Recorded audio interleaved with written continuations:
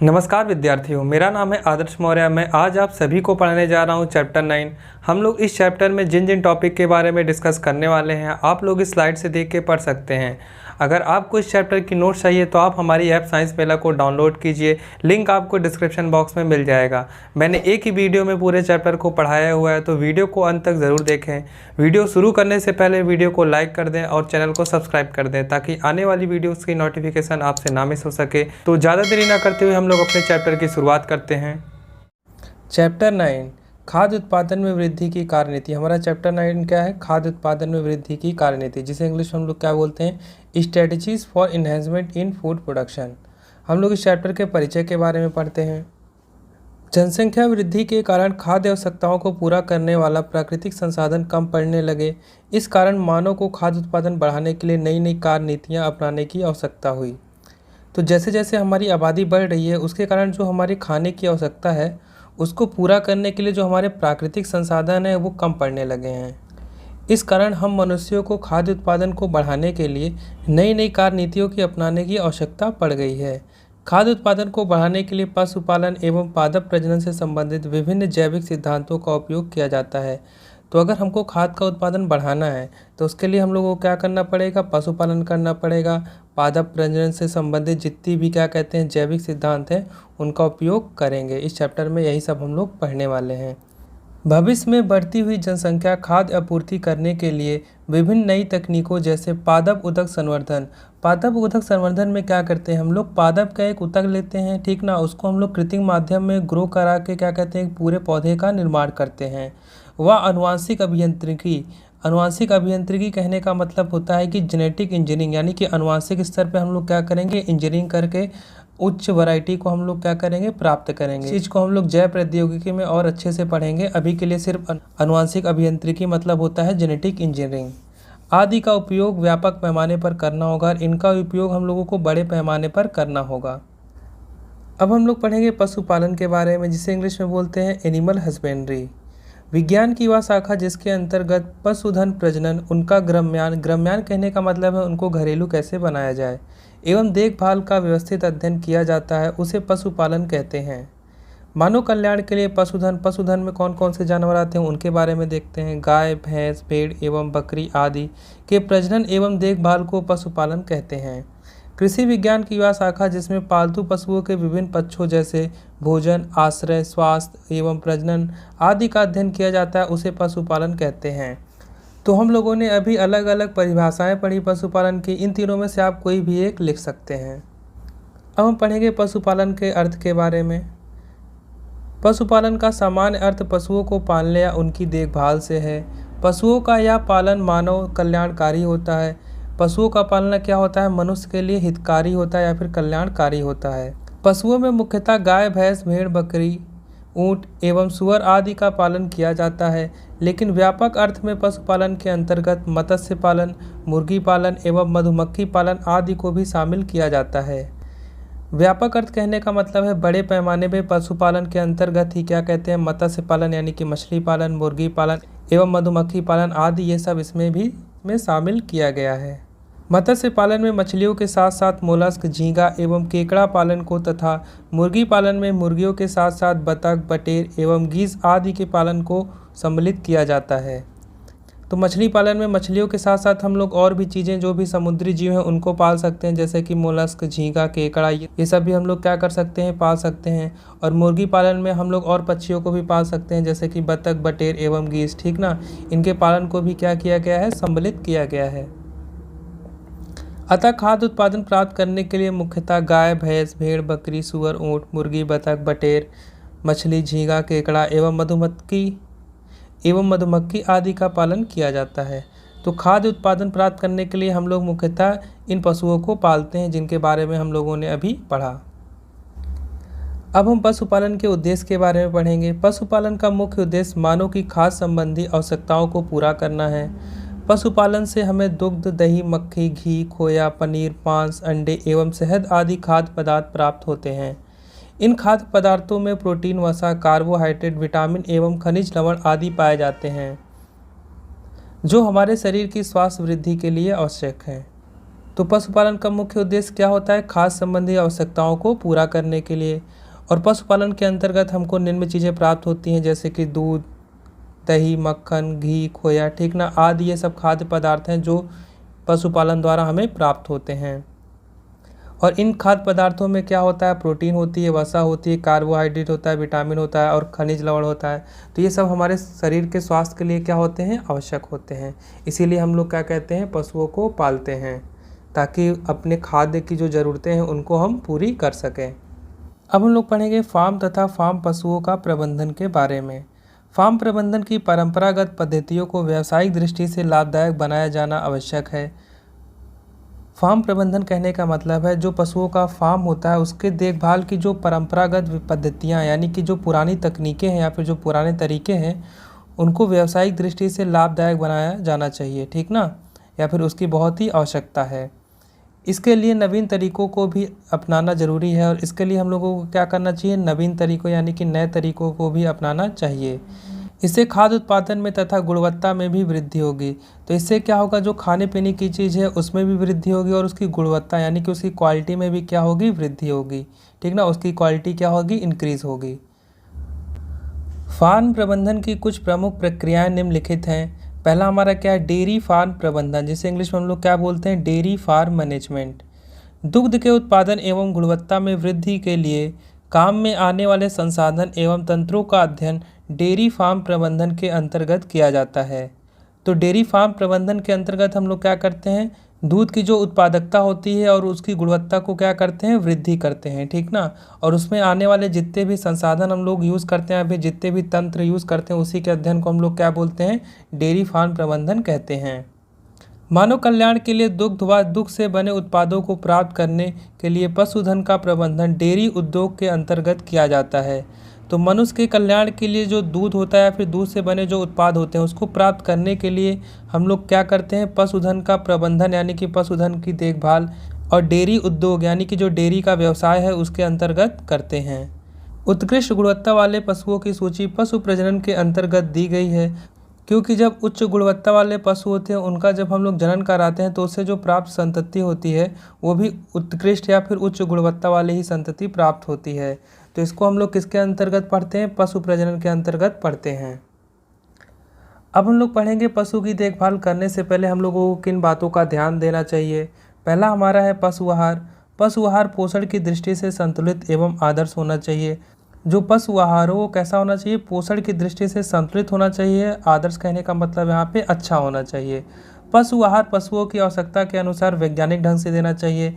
और पशु आहार को हम लोगों को पशुओं को कैसे देना चाहिए? आवश्यकता अनुसार देना चाहिए, ना तो आवश्यकता से अधिक ना आवश्यकता से कम, ठीक ना, और वैज्ञानिक ढंग से देना चाहिए। दूसरा है हमारा आवास, यानी कि जो पशुओं का आवास हो वो कैसा होना चाहिए? डेयरी फार्म में पशुओं के रहने की उचित व्यवस्था होनी चाहिए। आवास के तापमान, नमी, वायु तथा साफ सफाई आदि का ध्यान रखना चाहिए। तीसरा है हमारा पशु स्वास्थ्य। पशु स्वास्थ्य समय समय पर पशु चिकित्सक द्वारा पशुओं के स्वास्थ्य की जांच होनी चाहिए। विभिन्न बीमारियों से बचने के लिए टीकाकरण कराना चाहिए।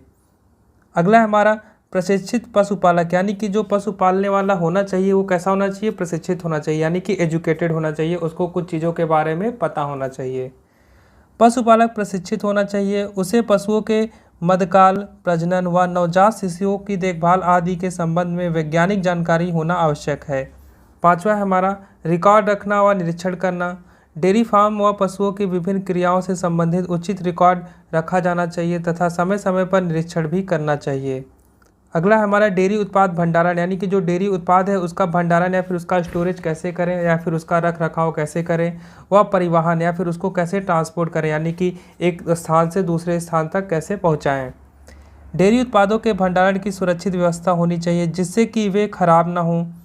अगर उनकी सुरक्षित व्यवस्था नहीं रखेंगे तो वो क्या हो जाएंगे? डेयरी उत्पाद खराब हो सकते हैं।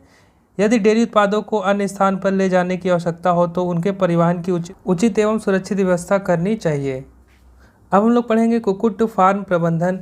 आप ये जो चित्र देख रहे हैं ये क्या है? कुक्कुट। कुक्कुट कहने का मतलब कि मुर्गी पालन से यहाँ पे है, ठीक ना।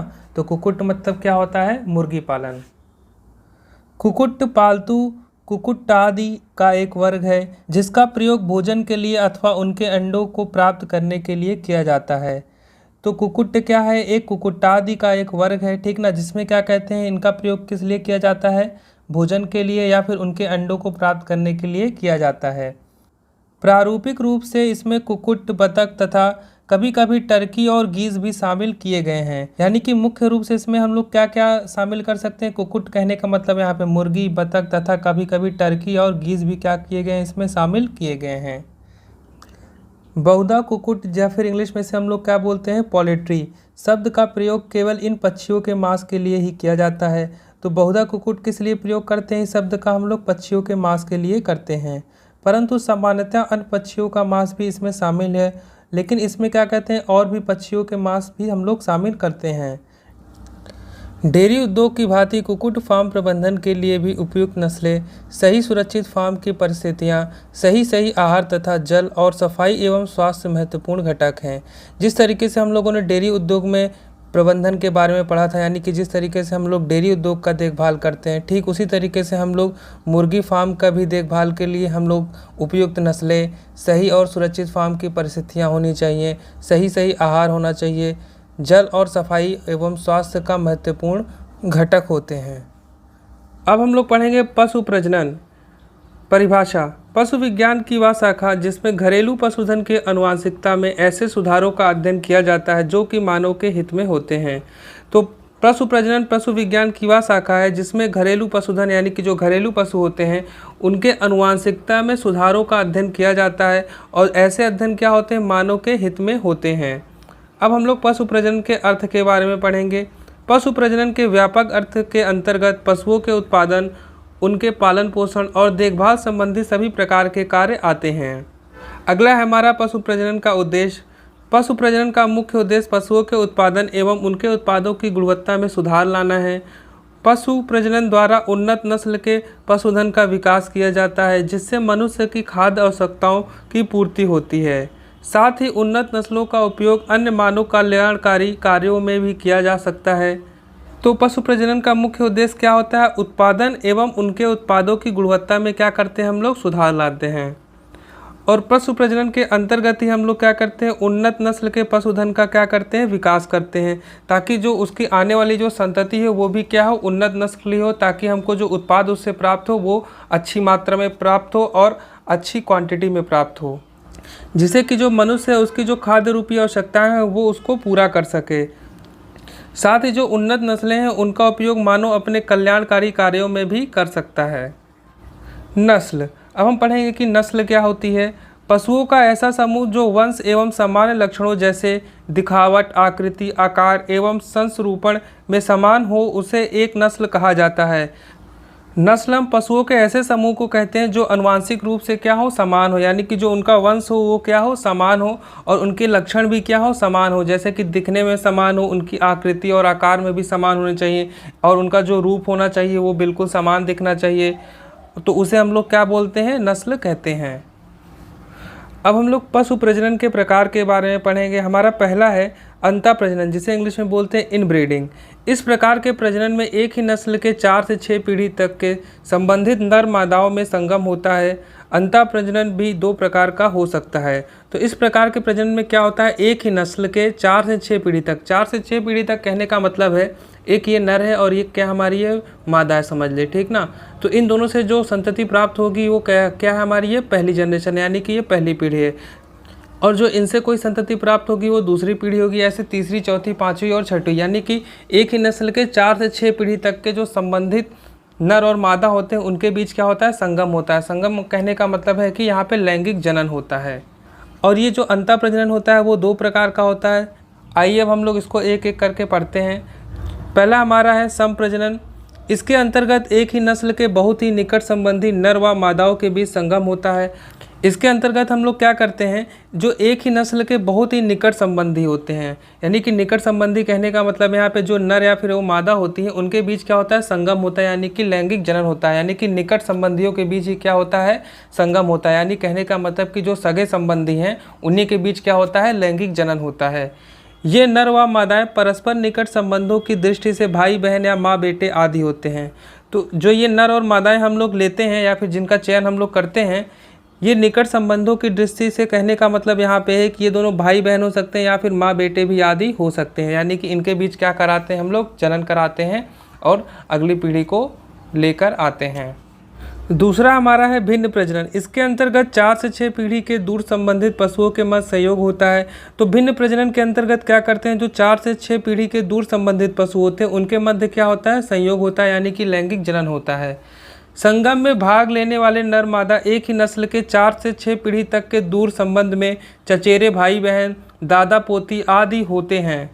तो इसमें हम लोग क्या करते हैं, जो संगम कराते हैं यानी कि जो लैंगिक जनन कराते हैं, एक ही नस्ल के नर और मादा का चयन करते हैं, और जो नर और मादा जिसका हम लोग चयन करते हैं वो क्या होते हैं, 4 से 6 पीढ़ी तक के दूर के संबंधी होते हैं, यानी कि इनका जो संबंध होता है थोड़ा सा दूर का होता है। जैसे कि हम लोग एग्जाम्पल के तौर पे ले सकते हैं चचेरे भाई बहन, दादा पोती आदि में होते हैं।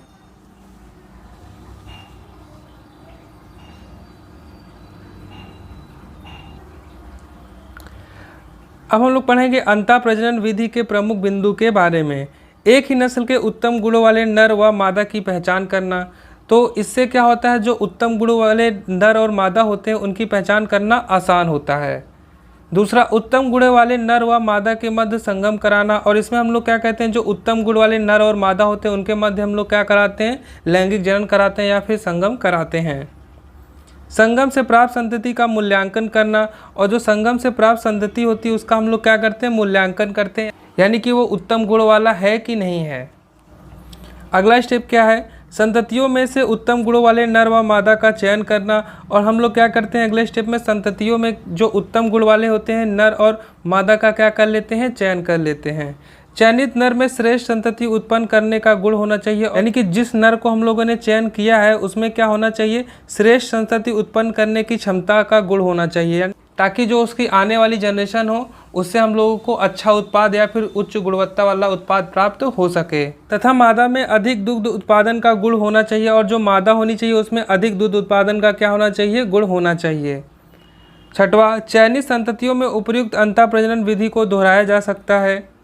सातवां, चयन द्वारा अच्छे लक्षणों का संचयन व हानिकारक लक्षणों का निष्कासन हो जाता है, यानी कि चयन द्वारा हम लोग क्या कर सकते हैं, अच्छे लक्षणों का चयन कर सकते हैं और जो हानिकारक लक्षण है उनका क्या कर सकते हैं, निकाल सकते हैं या फिर उनका निष्कासन कर सकते हैं।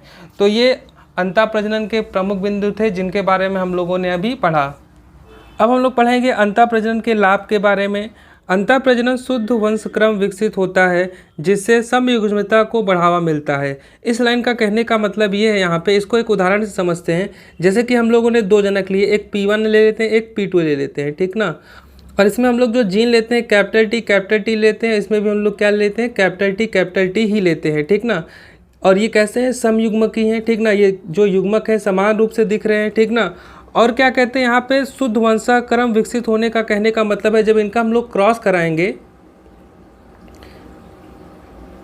यहाँ पे हर जगह आपको कैपिटल टी ही मिलेगा, यानी कि जो ये लक्षण है ये दोनों क्या है, प्रभावी हैं। और जो अगली पीढ़ी में जो लक्षण जाएगा वो भी क्या जाएगा, प्रभावी लक्षण ही जाएगा उनमें, ठीक ना। और जिससे कारण क्या होता है, उसमें शुद्ध वंशाक्रम विकसित होता है, ठीक ना। जिससे कारण क्या होता है, इसमें शुद्ध वंशाक्रम क्या होता है, विकसित होता है। और जो संतति विकसित होती है वो क्या होती है, उच्चतम गुण वाली विकसित होती है। यहाँ पे जो मैंने एग्जाम्पल लिया है वो प्लांट्स का लिया है, लेकिन सेम इसी तरीके का पैटर्न एनिमल्स में भी देखा जाता है। अगला हमारा अंतः प्रजनन द्वारा उत्तम लक्षणों वाली नस्लों को तैयार करके अधिक खाद्य उत्पादन प्राप्त किया जा सकता है। और अंतः प्रजनन से हम लोग क्या करते हैं, उत्तम लक्षणों वाली नस्लों को तैयार करते हैं। जैसा कि मैंने अभी बताया, अगर आप क्या कहते हैं यहाँ पे हमेशा प्रभावी लक्षण लेंगे तो संततियों में क्या जाएगा, हमेशा प्रभावी लक्षण ही परिलक्षित होगा जनक से, ठीक ना। जिसके कारण हम लोग क्या कर सकते हैं, अधिक खाद्य उत्पादन प्राप्त कर सकते हैं। अब हम लोग पढ़ेंगे अंतः प्रजनन से हानि के बारे में। अंतः प्रजनन से विशेषता सम प्रजनन द्वारा जनन क्षमता व उत्पादकता में गिरावट आती है।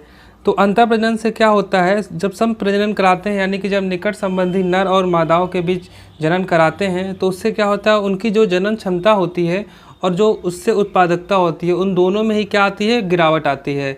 इसे अंतः प्रजनन अवसादन कहते हैं, और इसी को हम लोग क्या बोलते हैं, अंतः प्रजनन अवसादन कहते हैं। यानी कि जनन क्षमता में गिरावट आना और उत्पादकता में गिरावट आना, इसी को हम लोग क्या बोलते हैं, अंतः प्रजनन अवसादन कहते हैं। इसे प्रत्येक पद पर चयन द्वारा कम किया जा सकता है और इसे हम लोग क्या कहते हैं, प्रत्येक पद पर यानी कि हर चरण में चयन करके इसे हम लोग कम कर सकते हैं।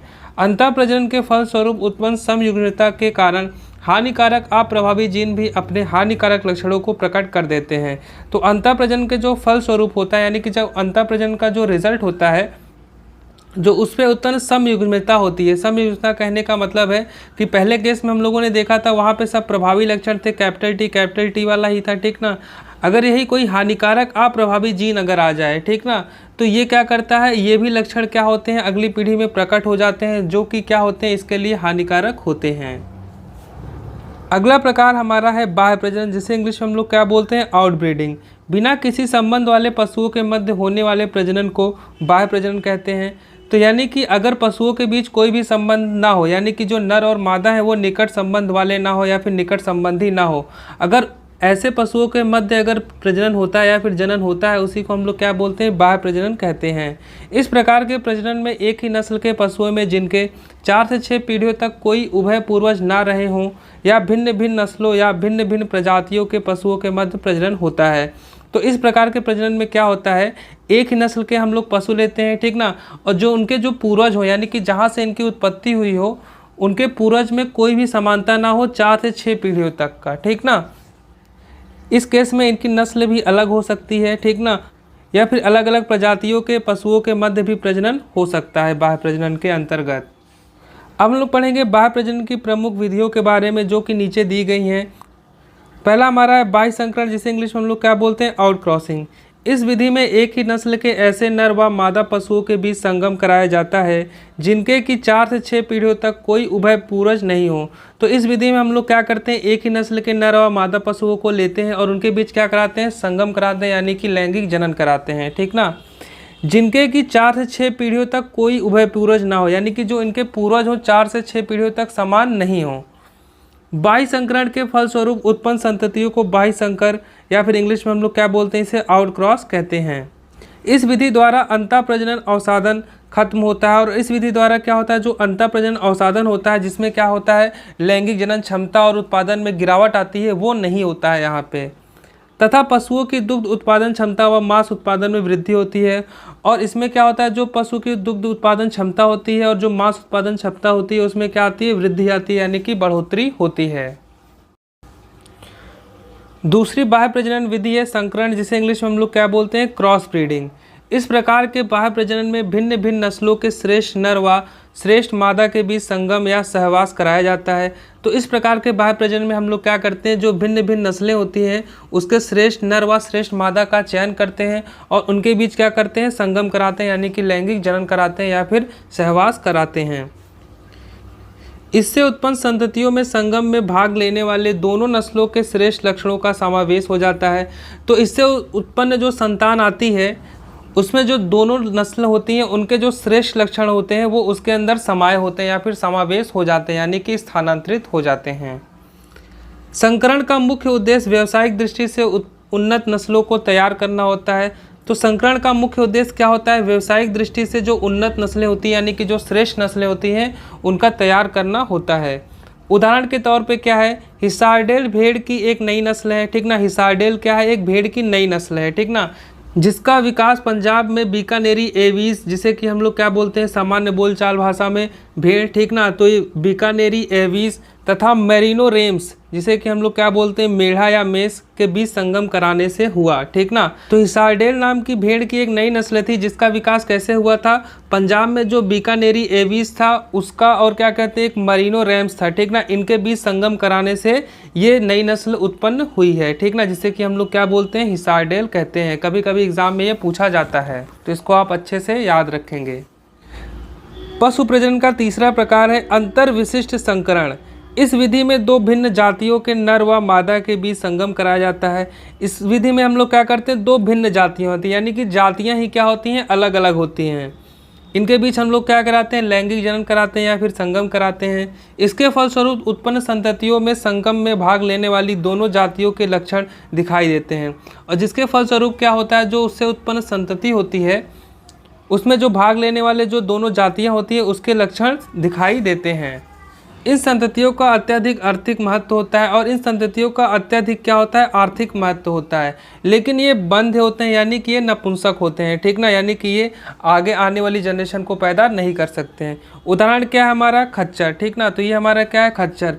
खच्चर हमारा कैसे बनता है, जब घोड़े और क्या कहते हैं गधे के बीच क्या कहते हैं लैंगिक जनन कराया जाता है, तो उससे जो प्राप्त संतति होती है उसे को हम लोग क्या बोलते हैं, खच्चर कहते हैं, जैसा कि आप इस चित्र में देख सकते हैं।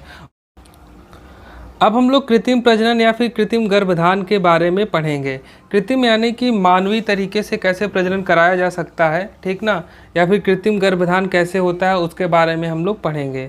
इसके अंतर्गत चयनित नर पशु का वीर्य प्राप्त करके विशेष उपकरण द्वारा मादा के ऋतुकाल में आने पर मादा के जनन पथ में पहुंचाया जाता है। तो इसके अंतर्गत क्या करते हैं हम लोग, जो चयनित पशु होता है, यानी कि जिस पशु का हम लोग चयन करते हैं उसका जो वीर्य होता है, यानी कि जो उसका शुक्राणु होता है, उसे हम लोग विशेष उपकरण द्वारा क्या करते हैं, जब मादा का ऋतुकाल आता है, यानी कि जब मादा का सीजन आता है बच्चे पैदा करने वाला, उसके आने पर हम लोग क्या करते हैं, मादा के जनन पथ पर हम लोग क्या करते हैं, इस वीर्य को क्या करते हैं, पहुँचाते हैं।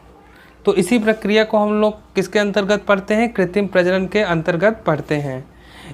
इस प्रक्रिया में सबसे पहले वांछित उत्तम गुणों वाले जनकों का चयन किया जाता है।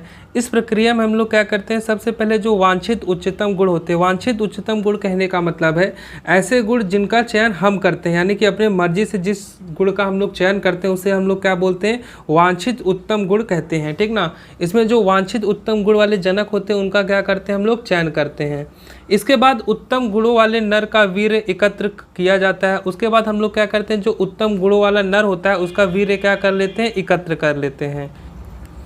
इस वीर्य का उपयोग उसी समय कर लिया जाता है, यानी कि अगर वीर्य तुरंत प्राप्त अगर हुआ है तो उस समय हम लोग तुरंत भी कर सकते हैं। अन्यथा अगर हम लोगों को अगर इसका यूज़ नहीं होता है तो इसे हम लोग हिमीकृत करके रखते हैं, यानी कि इसको फ्रीज़ करके रखते हैं। लिक्विड नाइट्रोजन में हम लोग क्या करते हैं, इसे हिमकृत कहने का मतलब है इसको फ्रीज़ करके रखते हैं, यानी कि बहुत ही न्यूनतम तापमान पर रखते हैं, जैसे कि 197 डिग्री सेल्सियस तक, ठीक ना। इसका तापमान क्या होता है, -197 डिग्री सेल्सियस पे क्या करते हैं हम लोग, वीर्य को स्टोर करते हैं, तथा जहाँ इसकी आवश्यकता होती है वहाँ उसे पहुँचा दिया जाता है, ठीक ना। और स्टोर करने के लिए हम लोग क्या करते हैं, इसे हिमीकृत करते हैं, और जहाँ पे इसकी जब बाद में ज़रूरत होती है वहाँ पे इसको उसकी आवश्यकता के अनुसार क्या करते हैं, हम लोग पहुँचा देते हैं।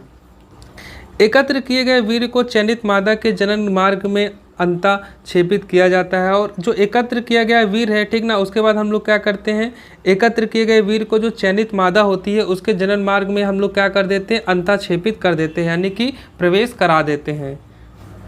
इसे कृत्रिम गर्भधान कहते हैं, और इसी प्रक्रिया को हम लोग क्या बोलते हैं, कृत्रिम गर्भधान कहते हैं, यानी कि यहाँ पे मानवों द्वारा ये काम किया जाता है, यानी कि ये जो काम होता है वो नेचुरल तरीके से नहीं होता है। इस विधि की सफलता प्राकृतिक गर्भधान की तुलना में ज़्यादा होती है, और इस विधि की जो सफलता होती है, यानी कि जो चांसेस होते हैं सक्सेस होने के, वो प्राकृतिक गर्भधान की तुलना से ज़्यादा होते हैं, ठीक ना। यानी कि जो प्राकृतिक तरीके से जो गर्भधान कराया जाता है उसकी तुलना में क्या होते हैं, ये ज़्यादा लाभकारी होते हैं। संकर जीवों को हम लोग क्या बोलते हैं, संततियों के उत्पादन में सफलता बढ़ाने के लिए बहु अंडोत्सर्ग भ्रूण स्थानांतरण तकनीक, जिसे इंग्लिश हम लोग क्या बोलते हैं, multiple ovulation embryo transfer technique, जिसका शॉर्ट फॉर्म क्या होता है, MOET, एक अच्छा कार्यक्रम है, ठीक ना। इसके बारे में हम लोग अभी आगे पढ़ेंगे कि ये होता क्या है। इस कार्यक्रम के अंतर्गत एक गाय को पुटक परिपक्वन एवं उच्च अंडोत्सर्ग प्रेरित करने के लिए FSH हार्मोन दिया जाता है। इस कार्यक्रम कहने का मतलब है जो ये टेक्नोलॉजी होती है MOET, इसके अंतर्गत क्या किया जाता है, जो एक गाय होती है उसके पुटक परिपक्वन एवं उच्च अंडोत्सर्ग, यानी कि हम लोगों ने मनुष्यों में भी देखा था चैप्टर 3 में, वहाँ पे भी पुटक परिपक्वन या फिर अंडोत्सर्ग के बारे में हम लोगों ने पढ़ा था। अंडोत्सर्ग में क्या होता है कि जो अंड होता है वो मोचित हो जाता है परिपक्व होने के बाद, ठीक ना। तो इसे प्रेरित करने के लिए हम लोग एक हार्मोन देते हैं गाय को, जिसे कि हम लोग क्या बोलते हैं, FSH का फुल फॉर्म होता है फोकाइल स्टिमुलेटिंग हार्मोन, ठीक ना। इसे बोलते हैं पुट्टको-दीपक हार्मोन हिंदी में। तो इस हार्मोन को दिया जाता है। इसके परिणाम स्वरूप गाय 6 से 8 अंडे उत्पन्न करती है, और इसके परिणाम स्वरूप यानी कि जो इसका रिजल्ट होता है, जिसके कारण जो गाय होती है वो 6 से 8 अंडे उत्पन्न करती है, जबकि सामान्यतः प्रति चक्र 1 अंडे का निर्माण होता है। लेकिन जब उसकी सामान्यता यानी कि जो नेचुरल तरीका होता है, हर आतरु चक्र में 1 ही अंडे का क्या होता है, निर्माण होता है उसके अंदर। इस गाय का संगम या तो उत्कृष्ट लक्षणों वाले सांड के साथ कराया जाता है या फिर कृत्रिम वीर्य सेचन कराया जाता है। या फिर इस गाय का संगम क्या कहते हैं, उत्कृष्ट लक्षण वाले सांड के साथ कराते हैं, ठीक ना, यानी कि ये नेचुरल तरीका है। या फिर क्या कहते हैं, कृत्रिम तरीके से हम लोग क्या करते हैं, वीर्य का स्थानांतरण करते हैं गाय के अंदर। इसके पश्चात 8 से 32 कोशिकीय निषेचित अंडे को बिना शल्य क्रिया के प्राप्त करके सरोगेट मादाओं में स्थानांतरित कर दिया जाता है। इसके पश्चात जो 8 से 32 कोशिकीय निषेचित अंडे होते हैं, यानी कि जो शुक्राणु है वो अंडाणु तक पहुंच चुका है, यानी कि उसका निषेचन कर चुका है। बिना शल्य क्रिया के प्राप्त करके, बिना शल्य क्रिया कहने का मतलब है बिना चीर फाड़ या फिर बिना सर्जरी के क्या करते हैं, इस चीज़ को हम लोग प्राप्त करते हैं। और करने के बाद क्या करते हैं, सरोगेट मादाओं, ऐसी मादाएं होती हैं जो दूसरे के बच्चे को अपने कोख में जन्म देती हैं, ऐसी मादाओं को हम लोग क्या बोलते हैं, सरोगेट मादा कहते हैं। उसके अंदर क्या कर देते हैं, स्थानांतरित कर देते हैं। आनुवांशिक मादा फिर से उच्च अंडोत्सर्ग हेतु तैयार हो जाती है। जो आनुवांशिक रूप से जो मादा प्राप्त होती है वो फिर से क्या हो जाती है, उच्च अंडोत्सर्ग हेतु तैयार हो जाती है। इस विधि द्वारा कम समय में ही अधिक दुग्ध उत्पादन व उच्च गुणवत्ता वाले गौ पशुओं की नस्लें उत्पन्न की गई है। और इस विधि द्वारा कम समय में ही क्या किया गया है, अधिक दूध उत्पादन व फिर उच्च गुणवत्ता वाले गौ पशुओं की नस्लों को उत्पन्न किया गया है। अब हम लोग पढ़ेंगे मधुमक्खी पालन के बारे में, जिसे इंग्लिश में बोलते हैं बी कीपिंग और एपीकल्चर। शहद उत्पादन के लिए मधुमक्खियों के छत्तों का रख रखाव ही मधुमक्खी पालन या मौन पालन कहलाता है। प्राचीन काल से ही मधुमक्खी पालन किया जाता रहा है। शहद के पोषक एवं औषधीय महत्व अत्यधिक होने के कारण व्यापक पैमाने पर मधुमक्खी पालन किया जाता है। मधुमक्खी पालन से न केवल शहद प्राप्त होता है बल्कि इससे मोम भी प्राप्त होता है, जिसे बी वैक्स कहा जाता है। इस मोम का उपयोग सौंदर्यवर्धक पदार्थ व पॉलिश आदि बनाने में किया जाता है। सौंदर्यवर्धक पदार्थ कहने का मतलब जो पदार्थ सुंदरता के लिए उपयोग किया जाता है उसे हम लोग क्या बोलते हैं, सौंदर्यवर्धक पदार्थ कहते हैं। और पॉलिश आदि में भी क्या किया जाता है, इस चीज़ का प्रयोग किया जाता है। मधुमक्खी पालन का व्यवसाय किसी भी क्षेत्र में जहाँ जंगली झाड़ियों, फलों के बगीचों तथा लहलहाती फसलों के पर्याप्त कृषि क्षेत्र या चारगाह हो, वहाँ किया जा सकता है। तो मधुमक्खी की बहुत सी प्रजातियाँ होती हैं जिन्हें पाला जा सकता है। इनमें एपिस इंडिका अत्यंत ही सामान्य प्रजाति है। मधुमक्खी के छत्तों को किसी के घर के आंगन तथा बरामदों अथवा यहाँ तक कि छत पर भी रखा जा सकता है। मधुमक्खी पालन में अत्यधिक श्रम की आवश्यकता नहीं होती, और जो मधुमक्खी होता है उसके पालन में अत्यधिक श्रम की आवश्यकता नहीं होती, यानी कि बहुत मेहनत इसमें नहीं लगती है। तो जो मधुमक्खी पालन होता है वो जो बाकी पशुपालन की विधियाँ या फिर जो कुक्कुट फार्म प्रबंधन था या फिर डेयरी फार्म प्रबंधन था, उसके अपेक्षाकृत क्या होता है, ये आसान होता है। लेकिन इसको भी क्या कहते हैं, पालने के लिए हम लोगों को विशेष प्रकार के ज्ञान की आवश्यकता होती है। सफल मधुमक्खी पालन के लिए निम्नलिखित बिंदु अत्यंत ही महत्वपूर्ण हैं। पहला, मधुमक्खियों की प्रकृति तथा स्वभाव का ज्ञान होना चाहिए। दूसरा हमारा क्या है, मक्खी के छत्तों को रखने के लिए उपयुक्त स्थान का चयन करना चाहिए। तीसरा हमारा है मक्खियों के समूह को हम लोग दल भी बोलते हैं, को पकड़ना तथा उन्हें छत्ते में रखना आना चाहिए। चौथा हमारा विभिन्न मौसमों में छत्तों का प्रबंधन, यानी कि अलग अलग मौसमों में हम लोगों को छत्तों का क्या करना चाहिए, ध्यान रखना चाहिए या फिर देखभाल करनी चाहिए। पाँचवा हमारा शहद तथा मोम का रख रखाव तथा एकत्रीकरण।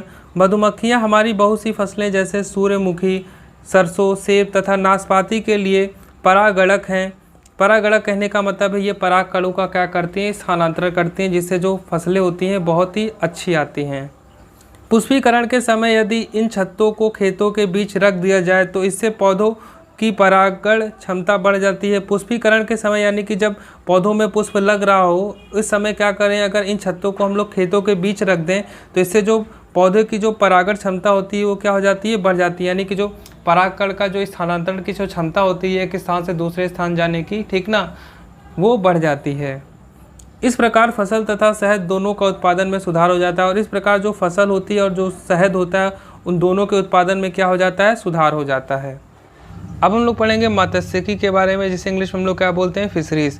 मछलियों या अन्य जलीय जीवों को पकड़ने, उनका प्रसंस्करण करने तथा उन्हें बेचने से संबंधित उद्योग को मत्स्यिकी, इंग्लिश में हम लोग इसे क्या बोलते हैं, फिशरीज कहते हैं।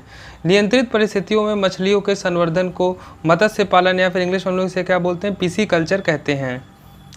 मछलियों के साथ साथ अन्य जलीय जीवों जैसे झींगा, लोबस्टर, केकड़ा व मोलस्क आदि के संवर्धन को जल कृषि या फिर इंग्लिश में हम लोग क्या बोलते हैं, इसे एक्वाकल्चर कहते हैं। संवर्धन मतलब यहाँ पे है ग्रो से रिलेटेड, यानी कि इनका ग्रो करना या फिर इनको क्या करते हैं, संवर्धन करना इनका।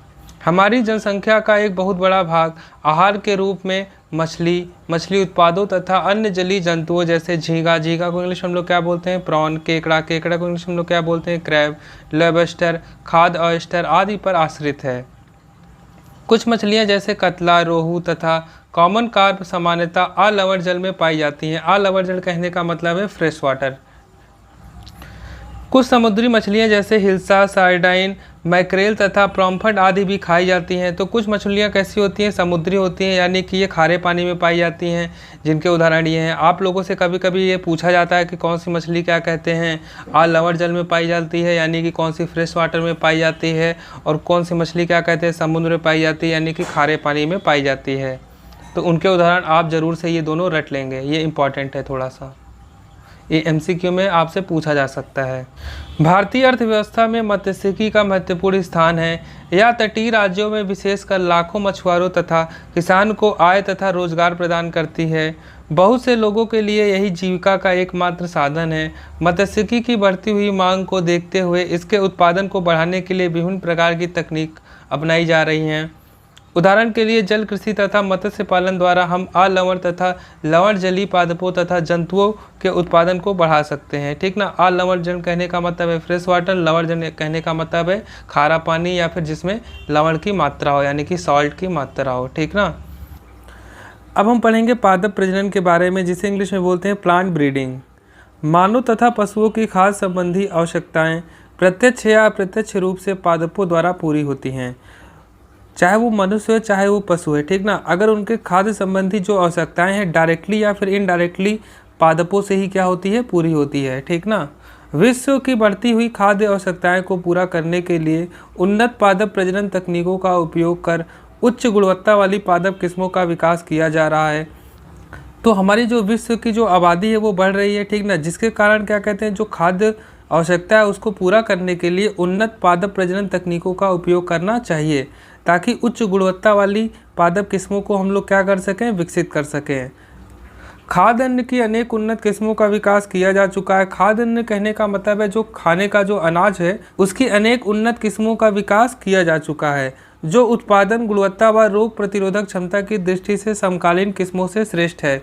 जो कि क्या कहते हैं, उत्पादकता में, गुणवत्ता में और रोग प्रतिरोधक क्षमता। रोग प्रतिरोधक क्षमता कहने का मतलब है जो रोगाणु हैं इस पे आक्रमण नहीं कर सकते हैं आसानी से, दृष्टि से समकालीन किस्मों से श्रेष्ठ हैं। और इस दृष्टि से जो समकालीन किस्में हैं यानी कि जो अभी इनके साथ जो किस्में चल रही हैं ये उनसे क्या है, श्रेष्ठ हैं, यानी कि उनसे अच्छी किस्में हैं। अब हम परिभाषा पढ़ते हैं। पादपों की आनुवंशिकता को परिवर्तित व उन्नत करने की कला व विज्ञान को पादप प्रजनन कहते हैं। पोहेलमैन 1969। तो जो ये परिभाषा है पादप प्रजनन की, ये पोहेलमैन द्वारा दी गई थी। कब? 1969 में दी गई थी। यानी कि जो पादपों की आनुवंशिकता है उसे हम लोग क्या करते हैं, परिवर्तित करते हैं और उससे उन्नत किस्म की फसलें प्राप्त करते हैं या फिर उन्नत नस्ल प्राप्त करते हैं। इसी कला को हम लोग क्या कहते हैं, पादप प्रजनन कहते हैं। नवीन तकनीक व कौशल का उपयोग कर उत्तम गुणों वाली नई पादप किस्म विकसित करने को पादप प्रजनन कहते हैं। तो ये एक दूसरी परिभाषा है पादप प्रजनन की, जिसको आप लोग पढ़ सकते हैं। इन दोनों में से आप कोई भी एक लिखेंगे चलेगा। अब हम पादप प्रजनन का उद्देश्य पढ़ेंगे।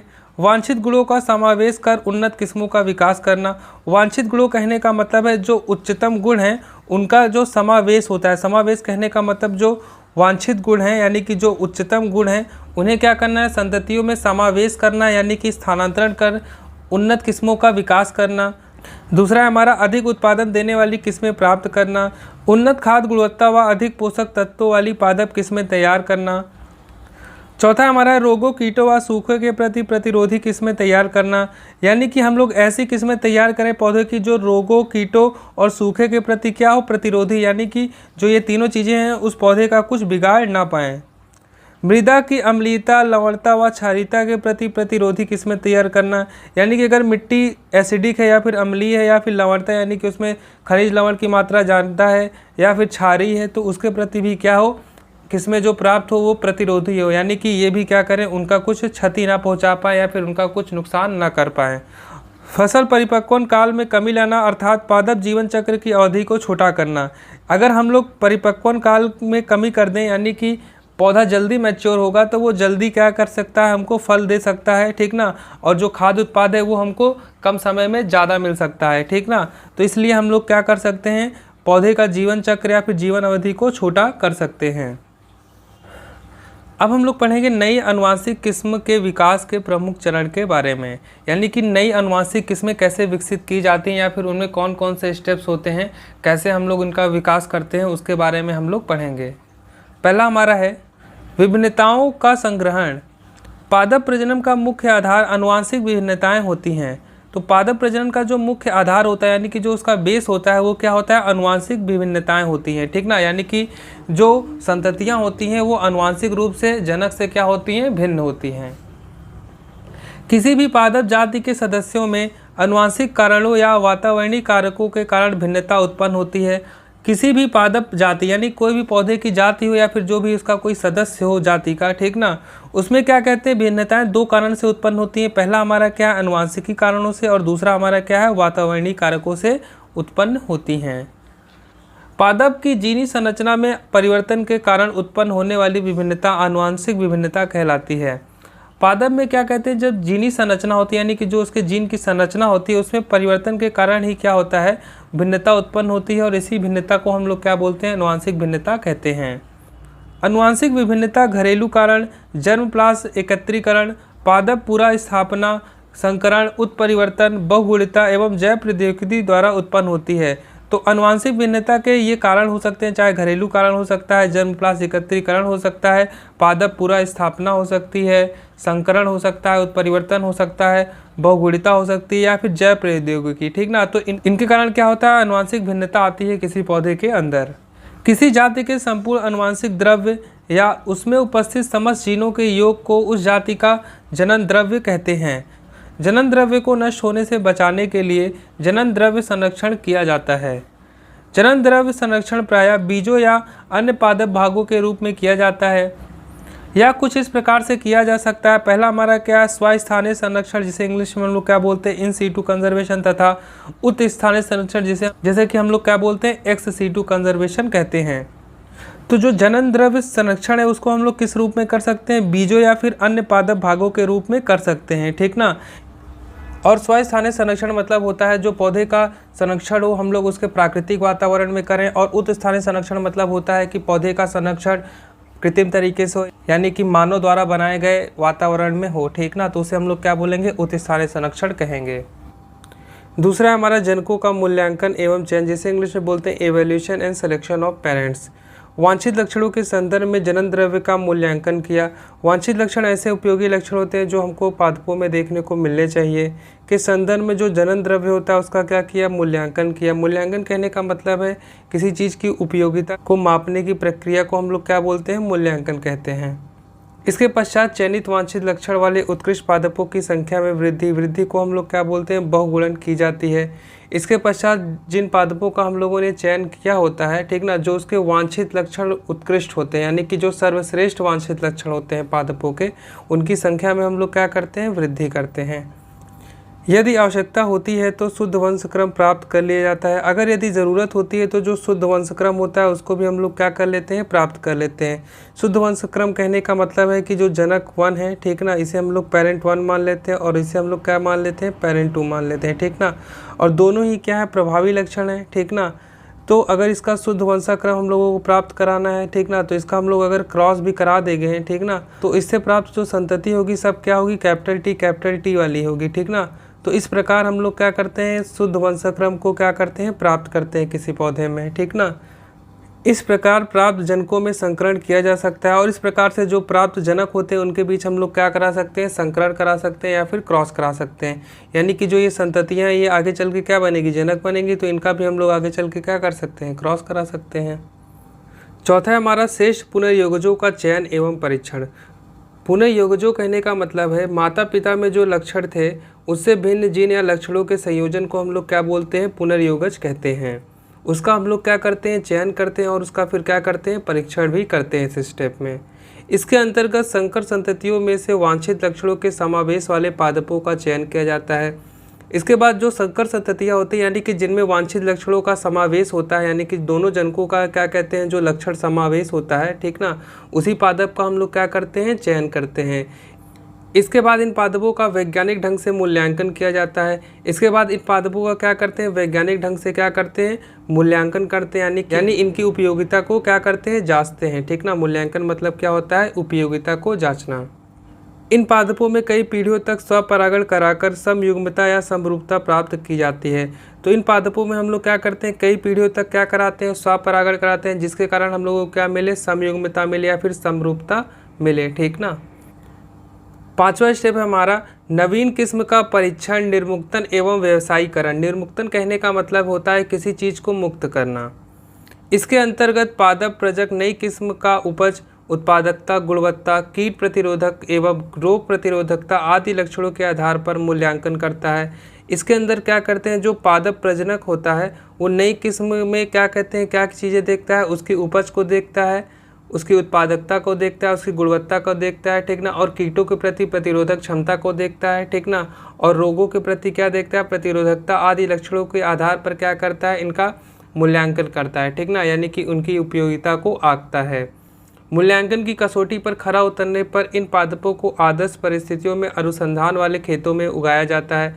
और जब मूल्यांकन की जो कसौटी होती है उस पर जब क्या कहते हैं, कोई भी नई किस्म खरी उतरती है, ठीक ना, तो ऐसे पौधों को हम लोग क्या करते हैं, आदर्श परिस्थितियाँ यानी कि अनुकूल परिस्थितियों में, जो अनुसंधान वाले खेत हैं, अनुसंधान कहने का मतलब है जो रिसर्च वाले खेत हैं, उनमें क्या करते हैं, इनको उगाते हैं। यहाँ पादपों में वांछित गुणों का मूल्यांकन करते हैं। उसके बाद इन पादपों में हम लोग क्या करते हैं, जो वांछित गुण हम लोग लाना चाहते हैं उसका क्या करते हैं, मूल्यांकन करते हैं, यानी कि उसकी उपयोगिता को भी जांचते हैं। इसके बाद इन पादपों को देश के विभिन्न क्षेत्रों के खेतों में कम से कम 3 फसल ऋतुओं तक उगाया जाता है। इसके बाद क्या करते हैं, इन पादपों के हम लोग देश के विभिन्न क्षेत्रों या फिर खेतों में क्या करते हैं, कम से कम 3 फसल ऋतुओं तक क्या करते हैं, इनको उगाते हैं, यानी कि लगभग 3 साल तक। और इस प्रकार से जो उत्पन्न पौधे होते हैं उनकी तुलना हम लोग क्या करते हैं, स्थानीय श्रेष्ठ किस्म, ठीक ना। स्थानीय श्रेष्ठ किस्म कहने का मतलब है जो फसलें क्या कहते हैं, ऑलरेडी पहले से खेतों में उगाई जाती हैं, ठीक ना, उन्हें हम लोग क्या बोलते हैं, स्थानीय श्रेष्ठ किस्म कहते हैं, ठीक ना। उनसे हम लोग क्या करते हैं, इन पौधों की तुलना करते हैं।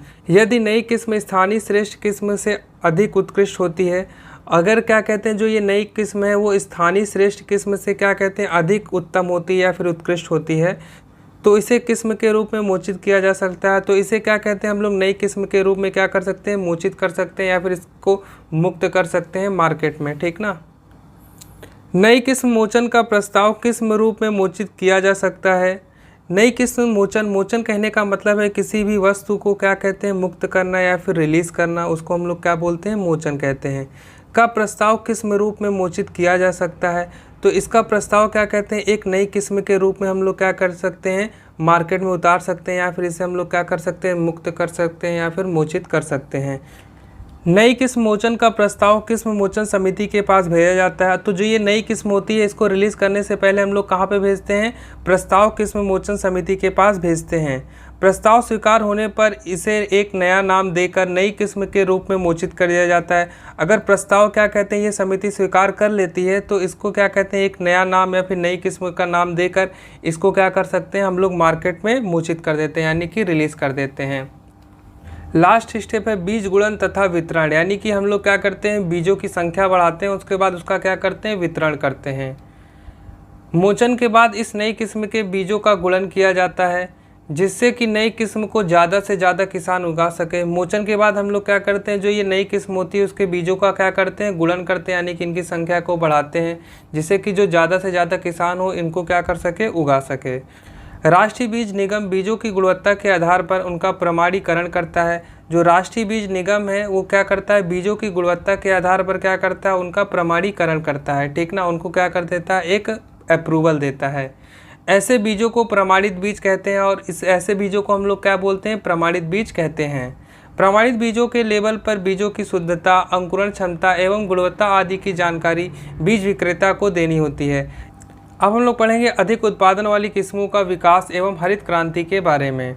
भारत में आज़ादी के बाद खास समस्या हल करने के लिए अधिक उत्पादन वाली किस्मों के विकास की आवश्यकता हुई। भारत में आज़ादी के बाद किस चीज़ की समस्या आई, खाने की समस्या आई, जिसको हल करने के लिए हम लोगों को अधिक उत्पादन वाली किस्मों के विकास की क्या पड़ी, ज़रूरत पड़ी या फिर आवश्यकता हुई। 1960 के दशक में गेहूं व धान की अनेक उच्च उत्पादन वाली किस्मों का विकास विभिन्न पादप प्रजनन तकनीकों की सहायता से किया गया। और 1960 के दशक में हम लोग जो गेहूं और धान थे या फिर अनेक उच्च उत्पादन वाली जो और भी किस्में थी, उनका विकास विभिन्न पादप प्रजनन तकनीकों से हम लोगों ने किया था। इस व्यवस्था को हरित क्रांति के नाम से जाना जाता है और इसी व्यवस्था को हम लोग क्या बोलते हैं, हरित क्रांति के नाम से जानते हैं। भारत में हरित क्रांति का जनक डॉक्टर एम.एस. स्वामीनाथन को माना जाता है। तो भारत में क्या कहते हैं, हरित क्रांति के जनक को हम लोग किसको मानते हैं, डॉक्टर एम.एस. स्वामीनाथन को मानते हैं, ठीक ना। विश्व संदर्भ में यह श्रेय नोबेल पुरस्कार से पुरस्कृत नॉर्मन ई बोरलॉग को जाता है, जिन्होंने 1963 में गेहूं की अर्धवामन किस्म का विकास किया था।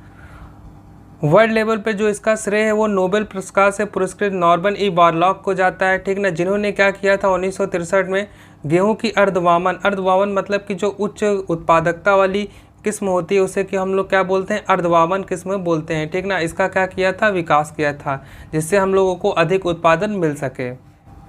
गेहूं तथा धान, यानी कि हरित क्रांति में हम लोगों ने किसकी उत्पादकता को बढ़ाया था, गेहूं तथा धान की उत्पादकता को बढ़ाया था। तो इन फसलों के बारे में हम लोग पढ़ेंगे कि कौन कौन सी वैरायटी थी जो उच्च उत्पादकता वाली होती हैं। 1960 से 2000 तक के वर्षों के दौरान गेहूं का उत्पादन 11 मिलियन टन से बढ़कर 75 मिलियन टन हुआ, जबकि धान का उत्पादन 35 मिलियन टन से बढ़कर 89.5 मिलियन टन तक पहुंच गया। 1960 से 2000 तक कहने का मतलब है, यानी कि यहाँ पे 40 वर्ष में क्या हुआ था, जो गेहूं का उत्पादन है 11 मिलियन से बढ़कर कितना हो गया था, 75 मिलियन टन हो गया था। और जो धान का उत्पादन है यानी कि चावल का जो उत्पादन है वो 35 मिलियन टन से बढ़कर कितना हो गया था, 89.5 मिलियन टन तक हो गया था, यानी कि इसमें क्या हुई, बढ़ोतरी हुई है। इस कारण गेहूं तथा धान की अर्धवामन किस्मों का विकसित होना है। तो इस कारण क्या कहते हैं, जो गेहूं और धान है उनकी अर्धवामन किस्मों का क्या किया, हम लोगों ने विकास किया, यानी कि ऐसी किस्में जिसमें क्या होती हैं, उत्पादक क्षमता ज़्यादा होती है। मैक्सिको स्थित international centre for wheat and मेज में नोबेल पुरस्कार पुरस्कृत नॉर्मन ई बोरलॉग ने गेहूं की अर्धवामन किस्म का विकास किया। यह उसी का परिणाम है कि 1963 में उच्च उत्पादन तथा रोग प्रतिरोधी किस्मों की वंश रेखाएँ जैसे सोनालिका तथा कल्याण सोना का विकास कर उन्हें भारतवर्ष की गेहूँ पैदा करने वाले क्षेत्रों में प्रयोग किया गया। तो जो सोनालिका और कल्याण सोना है, ये जो ऐसी किस्में हैं गेहूं की जो कैसी होती हैं, उच्च उत्पादकता वाली होती हैं और रोग प्रतिरोधक क्षमता ज़्यादा होती है ऐसी किस्मों में, ठीक ना। तो इसे हम लोगों ने क्या किया, भारतवर्ष के गेहूं पैदा करने वाले क्षेत्रों में कई जगह पे क्या किया, इसका प्रयोग किया, ताकि हम लोग अपनी उत्पादक क्षमता को बढ़ा सकें। अर्धवामन धान की किस्मों को IR8 या फिर इसे बोलते हैं international rice research institute IRRI Philippines में पैदा तथा थाईचुंग नेटिव वन या फिर ताइवान से इसे व्युत्पन्न किया गया, ठीक ना। तो ये अर्धवामन धान किस्में हैं IR8 और ताईचुंग नेटिव वन, ठीक ना। तो ये ताइवान से आई है और IR8 कहाँ से आई है, IRRI से आई है, और किस देश से आई है, फिलीपीन से आई है, ठीक ना। 1966 में इन व्युत्पन्नों को प्रयोग में लाया गया और 1966 में इन व्युत्पन्नों का क्या किया, हम लोगों ने प्रयोग में लाया, ताकि हम लोग अर्धवामन धान किस्मों का क्या कर सकें, बना सकें। बाद में और अधिक अच्छा उत्पादन देने वाली अर्धवामन किस्में जया तथा रत्ना को भारत में विकसित किया गया। तो जो अर्धवामन किस्में हैं जया और रत्ना, ठीक ना, इसको कहाँ विकसित किया गया था, भारत में ही क्या किया गया था, विकसित किया गया था। अगली फसल है हमारी गन्ना। सैकरम बारबरी को मूलतः उत्तरी भारत में पैदा किया जाता था। तो जो सैकरम बारबरी नाम की किस्म थी गन्ने की, उसे मूलतः कहाँ पे पैदा किया जाता था, उत्तरी भारत में पैदा किया जाता था। परंतु इसका शर्करा अंश तथा उत्पादन क्षमता बहुत कम थी। परंतु जो इसका क्या कहते हैं, शर्करा अंश था और जो उसकी उत्पादन क्षमता थी बहुत कम थी, यानी कि जो इस प्रकार की किस्म थी, उस गन्ने का जो तना होता था वो बहुत ही क्या होता था, पतला होता था। अगर पतला होगा तो जाहिर सी बात है उसमें जो शुगर कंटेंट हो या फिर जो चीनी होगी या फिर जो शर्करा की मात्रा होगी वो क्या होगी, कम होगी, ठीक ना। दक्षिण भारत में पैदा होने वाले उष्णकटिबंधीय गन्ना सैकरम ऑफिसिनेरम मोटा तथा इसमें शर्करा अंश कहीं अधिक था, परंतु यह उत्तरी भारत में ठीक से पनप नहीं पाया। तो दक्षिण भारत में क्या कहते हैं, जो उष्णकटिबंधीय गन्ना था, यानी कि जो दूसरी किस्म थी गन्ने की, जिसका नाम था सैकरम ऑफिसिनेरम, ठीक ना। ये कैसा था, मोटा था, और इसमें जो शर्करा अंश था वो क्या था, ऊपर वाले गन्ने से कई ज़्यादा था, यानी कि जो इसका तना था वो क्या था, मोटा था। तो मोटा होने के कारण जो इसका शर्करा अंश था उससे कहीं ज़्यादा था, परंतु यह उत्तरी भारत में ठीक से पनप नहीं पाया। लेकिन जो ये गन्ना था उत्तरी भारत में ठीक से पनप नहीं पाया, यानी कि इस गन्ने की वैरायटी को अगर हम लोग यहाँ पे लगाए थे, ठीक ना, उत्तर भारत में लगाएं तो यहाँ पे ये पैदा नहीं हो रहा था, ठीक ना। इन दोनों किस्मों को सफलतापूर्वक संकरित कराया गया ताकि उच्च उत्पादन के वांछनीय गुण जैसे कि मोटा तना तथा उच्च शर्करा वाले पौधे प्राप्त हो सकें, और साथ ही इसे उत्तरी भारत के गन्ना उत्पादन क्षेत्रों में भी पैदा किया जा सके। उसके बाद इन दोनों किस्मों का क्या किया गया, हम लोग सफलतापूर्वक संकरण कराया, यानी कि इन दोनों के कैरेक्टर को हम लोगों ने क्या किया, मिलाकर इनके संतति पौधे में क्या किया, समावेश कराया, ठीक ना, ताकि उच्च उत्पादन वांछनीय गुण जैसे कि मोटा तना उच्च शर्करा वाले पौधे प्राप्त हो सके, और इसे हम लोग क्या कहते हैं, उत्तर भारत के गन्ना उत्पादन क्षेत्रों में भी पैदा कर सकते थे, ठीक ना। अगली फसल है हमारी ज्वार की। भारत में संकर मक्का, ज्वार तथा बाजरा का सफलतापूर्वक विकास किया जा चुका है। जल अभाव के प्रति प्रतिरोधी उच्च उत्पादन वाली किस्में हैं, उनका विकास संकर प्रजनन के परिणाम स्वरूप हुआ। जल अभाव के प्रति प्रतिरोधी कहने का मतलब है, यानी कि अगर कम पानी भी हो तब भी क्या कर सके, हमारा जो पौधा है हमें उच्च उत्पादक क्षमता दे, यानी कि ढेर सारा उत्पाद हम लोगों को प्राप्त हो उस पौधे से, ठीक ना, यानी कि ढेर सारा अनाज हम लोगों को उससे प्राप्त हो। तो इसका विकास हम लोगों ने किससे किया था, संकर प्रजनन के परिणाम स्वरूप किया था। अगला है हमारा रोग प्रतिरोधी किस्मों का विकास, यानी कि ऐसी किस्मों को विकास करना जो पौधे रोग से क्या कर सकें, लड़ सकें। पौधे व अन्य पादपों में कई प्रकार के जीवाणु, विषाणु व कवक जनित रोग हो जाते हैं। इन रोगों से 20 से 30% से लेकर 100% तक फसल क्षतिग्रस्त, कहने का मतलब यहाँ पे फसल डैमेज हो जाती हैं या फिर ख़राब हो जाती हैं। ऐसी परिस्थितियों से बचने के लिए रोग प्रतिरोधी किस्मों का विकास आवश्यक है, और ऐसी परिस्थितियों से बचने के लिए हम लोगों को रोग प्रतिरोधी किस्मों के विकास की ज़रूरत पड़ी। रोग प्रतिरोधी किस्मों का उपयोग करने से न केवल उत्पादन व गुणवत्ता में वृद्धि होती है, बल्कि इन रोगों से बचने के लिए किसानों को जो अपार धन व श्रम की हानि होती है उससे भी बचा जा सकता है।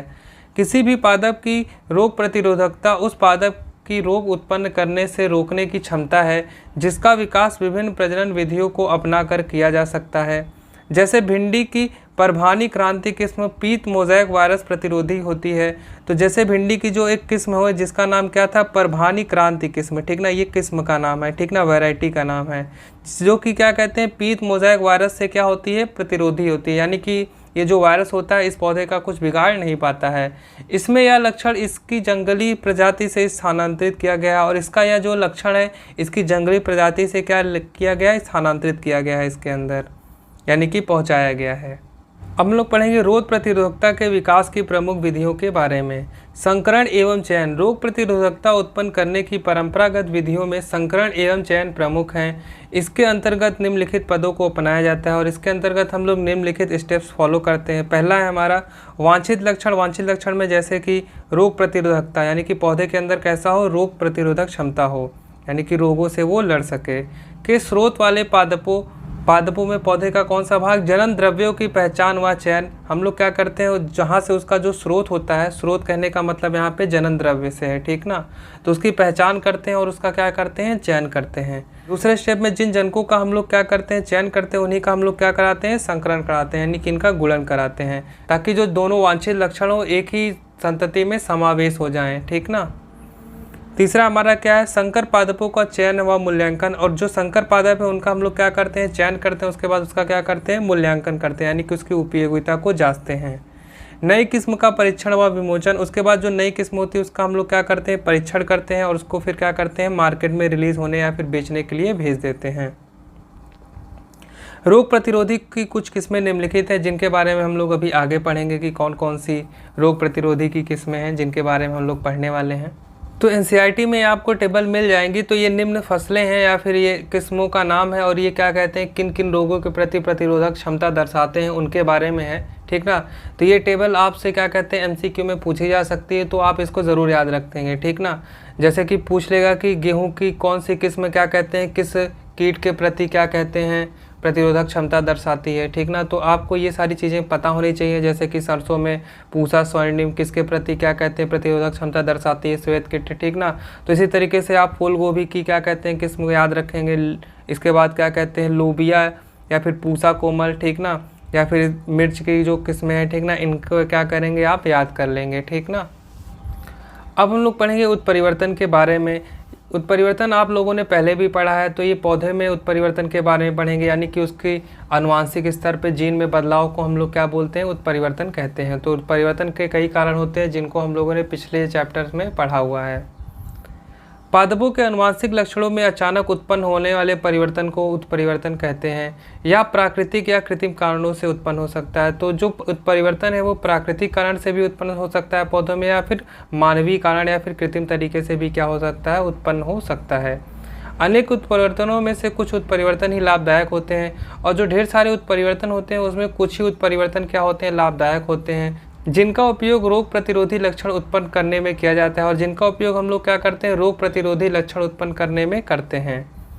रोग प्रतिरोधकता उत्पन्न करने के लिए कृत्रिम रूप से विभिन्न रसायनों या गामा विकिरणों का उपयोग किया जाता है। तो रोग प्रतिरोधकता को उत्पन्न करने के लिए हम लोग क्या करते हैं, कई कृत्रिम रूप यानी कि कोई मानवीय ढंग अपना के, जैसे कि विभिन्न रसायनों का प्रयोग करके या फिर गामा विकिरणों का उपयोग करके करते हैं।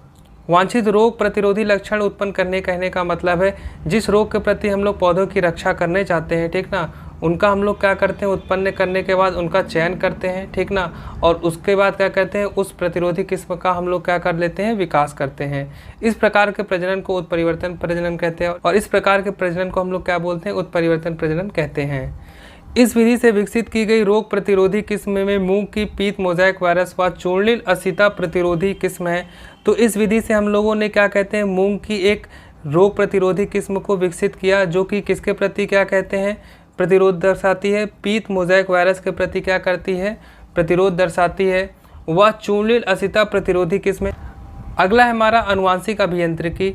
अनुवांशिक अभियांत्रिकी के अंतर्गत वांछित लक्षण वाले जीन की पहचान कर उससे लक्ष्य पादप में पहुंचाया जाता है। अनुवांशिक अभियांत्रिकी कहने का मतलब है जेनेटिक इंजीनियरिंग द्वारा हम लोग क्या करते हैं, जो वांछित लक्षण होते हैं यानी कि जो उपयोगी लक्षण होते हैं उसको हम लोग क्या करते हैं, पहचानते हैं, और उसको क्या कहते हैं, लक्ष्य पादप, यानी कि जिस पौधे में हम चाहते हैं उस पौधे में हम लोग क्या करते हैं, उसे पहुँचाते भी हैं। अनुवांशिक अभियांत्रिकी द्वारा जीन स्थानांतरण के फलस्वरूप बने नए पादप ट्रांसजेनिक पादप कहलाते हैं। तो अनुवांशिक अभियांत्रिकी यानी कि जेनेटिक इंजीनियरिंग द्वारा जीन स्थानांतरण के फलस्वरूप जो पौधे बनते हैं, नए पौधे बनते हैं, उन्हें हम लोग क्या बोलते हैं, ट्रांसजेनिक पादप कहते हैं, ठीक ना। अगला हमारा पीड़क या नासी कीट प्रतिरोधी किस्मों का विकास। कीटों या पीड़कों द्वारा फसलों को अपार क्षति पहुंचाई जाती है, जिससे उत्पादन व गुणवत्ता का ह्रास होता है। इसके साथ ही इसके नियंत्रण के लिए कीटनाशी व पीड़कनाशी रसायनों के उपयोग के कारण पर्यावरण व स्वास्थ्य पर विपरीत प्रभाव पड़ रहा है। बिना सोचे समझे कीटनाशी व पीड़कनाशी रसायनों के अंधाधुंध उपयोग से विभिन्न खाद्य पदार्थ विषैले होते जा रहे हैं, अतः पीड़क व कीट प्रतिरोधी किस्मों का विकास का उपयोग अत्यावश्यक है। कृषि में काम में आने वाले विभिन्न पादपों को जंगली प्रजातियों में कीट व पीड़क प्रतिरोधी लक्षण पाए जाते हैं, जिन्हें किसी उपयुक्त पादप प्रजनन विधि द्वारा कृषि पादपों में प्रवेश कराया जाता है। तो कृषि में काम आने वाले जो विभिन्न पादप होते हैं, जो उसकी जंगली प्रजातियां होती हैं, वो कैसी होती हैं, कीट व पीड़क प्रतिरोधी लक्षण उसके अंदर पाए जाते हैं। तो उसको किसी तरीके से हम लोग पादप प्रजनन विधि द्वारा क्या करते हैं, जो वो लक्षण है, वो जो कृषि पादप है यानी कि जो खेती करने वाले जो पौधे हैं, ठीक ना, उसमें क्या करते हैं, उसका हम लोग प्रवेश कराते हैं, ताकि जो पौधा वो क्या हो, कीट व पीड़क प्रतिरोधी हो जाए। संकरण व चयन द्वारा उत्पन्न प्रमुख नासी कीट प्रतिरोधी किस्में निम्नलिखित हैं, ठीक ना। ये एनसीईआरटी का एक क्या कहते हैं, टेबल है, ठीक ना, जिसे भी आप क्या करेंगे, याद रखेंगे। तो यहाँ पे पहले में क्या हुआ है, फसल का नाम दिया गया है, ठीक ना, कि कौन कौन सी ये फसलें हैं, ठीक ना, और ये क्या है, उनकी किस्में हैं, ठीक ना। तो ये क्या है, निम्न किस्में, और तीसरे स्टेप में ये क्या है, किसके प्रति ये क्या होता है, प्रतिरोधक क्षमता दर्शाता है, किस कीट के प्रति, ठीक ना। तो ये एनसीईआरटी का क्या कहते हैं, एक टेबल है, जिसको क्या करेंगे आप एग्जाम के लिए याद करेंगे। ये एमसीक्यू में आपसे ये पूछा जा सकता है। अब हम लोग पढ़ेंगे उन्नत खाद्य गुणवत्ता वाली किस्मों के विकास के बारे में। मानव को पोषक, संतुलित व पर्याप्त आहार उपलब्ध कराने के लिए उन्नत खाद्य गुणवत्ता वाली किस्मों का विकास करना आवश्यक है। वर्तमान में लगभग 840 मिलियन लोग भूखमरी के तथा 3 बिलियन लोग कुपोषण को कहने का मतलब है छिपी भूख, ठीक ना, यानी कि इन लोगों को क्या कहते हैं, पर्याप्त मात्रा में भोजन नहीं मिलता है, के शिकार हैं। इससे लोगों की कार्य क्षमता में कमी आती है तथा विकास की गति अवरुद्ध होती है, जिसके कारण लोगों के अंदर क्या होता है, कार्य क्षमता में कमी आती है, और जिससे क्या कहते हैं, जो विकास की गति होती है वो अवरुद्ध हो जाती है, यानी कि वो धीमी पड़ जाती है। भोजन में विटामिन ए, आयोडीन व जिंक की कमी से कई प्रकार के रोग उत्पन्न हो जाते हैं, जिससे जीवन काल व मानसिक सामर्थ्य में गिरावट आती है। जैव पुष्टिकरण की परिभाषा आपसे पूछी जा सकती है, तो आप इसको जरूर याद रखेंगे। तो जन स्वास्थ्य कहने का मतलब लोगों को स्वास्थ्य सुधारने के लिए हम लोगों को उच्च विटामिन व उच्च प्रोटीन वाली स्वास्थ्यवर्धक वसा वाली फसलों का क्या कहते हैं, अत्यधिक महत्व होता है। खाद्य गुणवत्ता बढ़ाने का प्रमुख उद्देश्य फसलों में प्रोटीन, तेल, विटामिन, सूक्ष्म मात्रिक पोषक व खनिज अंशों की मात्रा बढ़ाना। तो खाद्य गुणवत्ता बढ़ाने के लिए हम लोग क्या करते हैं, इसका जो प्रमुख उद्देश्य होता है, जो फसलें हमें प्राप्त होती हैं, ठीक ना, उसमें हम लोग क्या करते हैं, प्रोटीन, तेल, विटामिन, सूक्ष्म मात्रिक पोषण यानी कि जो मैक्रोन्यूट्रिएंट्स होते हैं और जो खनिज अंश होते हैं उनकी मात्रा को क्या कर सकते हैं, बढ़ाते हैं, ठीक ना। और इसी प्रक्रिया को हम लोग क्या बोलते हैं, जैव पुष्टिकरण कहते हैं, यानी कि फसलों में क्या करते हैं, इन चीज़ों की गुणवत्ता की मात्रा में इंक्रीज करना, ठीक ना। इस कार्य हेतु पादप प्रजनन की विभिन्न विधियों व तकनीकों को अपनाया जाता है और इस हेतु क्या कहते हैं, हम लोग पादप प्रजनन की विभिन्न तकनीकों को क्या करते हैं, अपनाते हैं। तो इसी को हम लोग क्या बोलते हैं, जैव पुष्टिकरण कहते हैं। भारतीय कृषि अनुसंधान संस्थान नई दिल्ली द्वारा विमोचित उन्नत खाद्य गुणवत्ता वाली सब्जियों की फसलें निम्नलिखित सारणी में दर्शाई गई हैं। तो ये कुछ उन्नत खाद्य गुणवत्ता वाली किस्म है जो कि क्या कहते हैं, जैव पुष्टिकरण से बनाई गई हैं, जिनके बारे में हम लोग अभी पढ़ने वाले हैं, ठीक ना। वह पोषक अंश जिसकी प्रचुरता होती है, ठीक ना, यानी कि ये ऐसे पोषक अंश होते हैं, ठीक ना, जो जैव पुष्टिकरण द्वारा इन सब्जियों में क्या कहते हैं, लाए गए हैं, या कि इनकी जो मात्रा होती है बढ़ाई गई है, या फिर इनकी मात्रा क्या होती है, प्रचुर में होती है, यानी कि पर्याप्त होती है, ठीक ना। जैसे कि विटामिन ए रिच गाजर, पालक और कद्दू, ठीक ना, विटामिन सी रिच करेला, बथुआ, सरसों व टमाटर। तीसरा है आयरन व कैल्शियम रिच पालक एवं बथुआ, ठीक ना। चौथा हमारा प्रोटीन रिच ब्रेड बीन्स, ठीक ना, ये थोड़ा सा इस साइड लिखना था, ये थोड़ा सा गलती हो गया, ठीक ना, यहाँ पे लिखना है ब्रेड बीन्स, लबलब व उद्यान मटर, ठीक ना। संकरण द्वारा मक्का में क्या होता है, अमीनो बहुलक कहने का मतलब है जो अमीनो एसिड होते हैं, ठीक ना, यानी कि यही क्या करते हैं, आगे चल के क्या करते हैं, प्रोटीनों का निर्माण करते हैं, ठीक ना। संकरण द्वारा मक्का में अमीनो बहुलक, गेहूं में प्रोटीन बहुलक, ठीक ना, यानी कि गेहूं में प्रोटीन की मात्रा को, एवं धान में लौह तत्वों का बहुलक, ठीक ना, यानी कि जो धान में क्या हो, आयरन की मात्रा हो, ठीक ना, कि उन्नत किस्मों का क्या किया गया है, विकास किया गया है, ठीक ना। तो संकरण द्वारा इन किस्मों का विकास किया जा चुका है। तो ये भी एक सारणी थी जो एनसीईआरटी में आपको मिल जाएगी, तो आप इसे सिर्फ पढ़ लेंगे, ठीक ना, इसे रीड कर लीजिए, इसमें कुछ समझाने लायक नहीं है। ये इस चैप्टर का थोड़ा सा इंपॉर्टेंट टॉपिक है, एकल कोशिका प्रोटीन, जिसे इंग्लिश में हम लोग क्या बोलते हैं, सिंगल सेल प्रोटीन। मानव व पशुओं की एक बड़ी संख्या भूख व कुपोषण से ग्रस्त है। इन्हें पोषक खाद्य पदार्थ उपलब्ध कराने के लिए परंपरागत पादप प्रजनन की विधियां पर्याप्त नहीं हैं। तो मानव और जो पशुओं की क्या कहते हैं, एक बड़ी आबादी है, ठीक ना, वो भूख व कुपोषण से क्या है, ग्रस्त है। तो इन्हें क्या कहते हैं हम लोग, पोषक खाद्य पदार्थ उपलब्ध कराने के लिए जो परंपरागत विधियां यानी कि जो पुराने तरीके हैं, ठीक ना, जो कि है पादप प्रजनन की विधियां, ये पर्याप्त नहीं होती हैं, ठीक ना। इसके लिए हम लोगों को कुछ और भी करना पड़ेगा। मानव आहार में जैसे जैसे मांसाहार की वृद्धि हुई है, वैसे वैसे धान्य फसलों व पशु आहार की मांग भी बढ़ती गई है। तो मानव आहार में जैसे जैसे मांसाहारी जो लोग की वृद्धि हुई है, वैसे वैसे जो धान्य फसलें यानी कि जो अनाज वाली फसलें हैं, ठीक ना, वह पशु आहार की मांग भी क्या होती गई है, बढ़ती गई है। क्योंकि पशु फार्मिंग द्वारा 1 किलो मांस उत्पादन के लिए 3 से 4 किलोग्राम धान्य या फिर अनाज की आवश्यकता होती है। और पशु फार्मिंग में क्या कहते हैं, अगर हम लोगों को 1 किलो मांस का उत्पादन करना है, तो जिससे कि हम लोगों को 3 से 4 किलोग्राम अनाज की आवश्यकता होती है। इन सब खाद्य एवं पोषण संबंधी समस्याओं को समाधान एकल कोशिका प्रोटीन द्वारा किया जा सकता है। तो इन सब क्या कहते हैं, जो खाद्य एवं पोषण संबंधी समस्याएं हैं, इनका समाधान हम लोग किससे कर सकते हैं, एकल कोशिका प्रोटीन द्वारा कर सकते हैं, ठीक ना।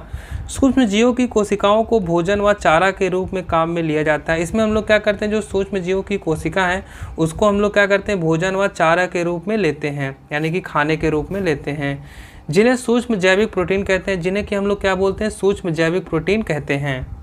सामान्यतः ये एकल कोशिकाएं होती हैं, अतः इन्हें एकल कोशिका प्रोटीन या फिर इंग्लिश में इसी को हम लोग क्या बोलते हैं, सिंगल सेल प्रोटीन भी कहते हैं। सामान्यतः ये कैसी कोशिकाएं होती हैं, एकल कोशिकाएं होती हैं, यानी कि एक सेल की बनी होती हैं, इसीलिए हम लोग इसे क्या बोलते हैं, एकल कोशिका प्रोटीन कहते हैं।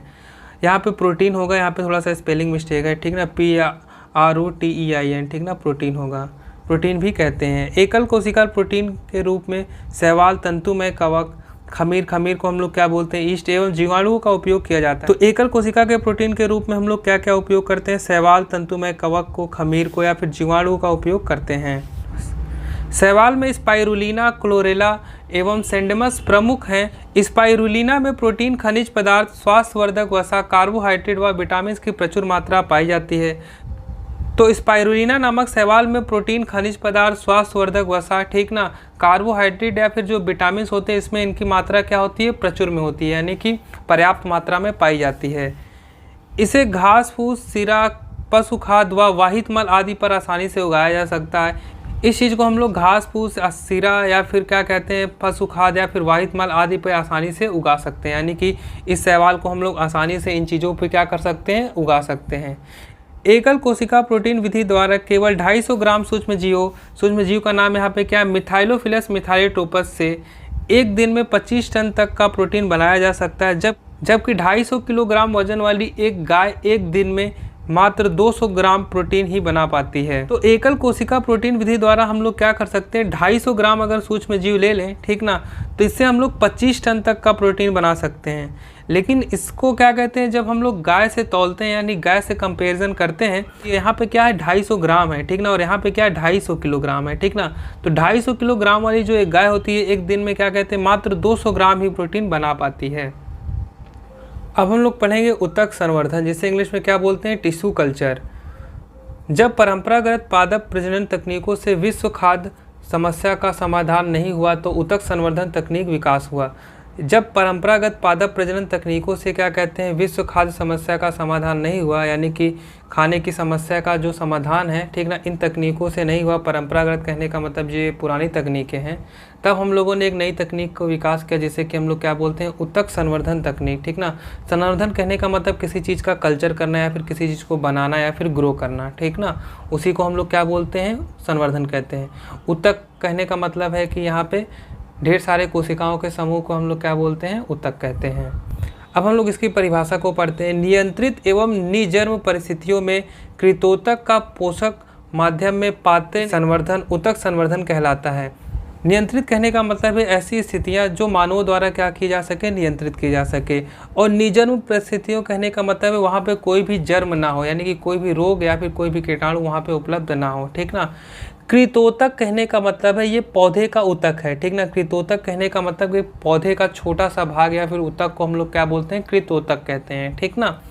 इसे हम लोग क्या कहते हैं, पोषक माध्यम में क्या करते हैं, इसका संवर्धन करते हैं, यानी कि इसको पोषक माध्यम में डालकर क्या करते हैं, इसका संवर्धन करते हैं, यानी कि इसको बनाते हैं या फिर इस चीज़ को हम लोग क्या करते हैं, ग्रो करते हैं, ठीक ना। और इसी प्रक्रिया को हम लोग क्या बोलते हैं, ऊतक संवर्धन कहते हैं।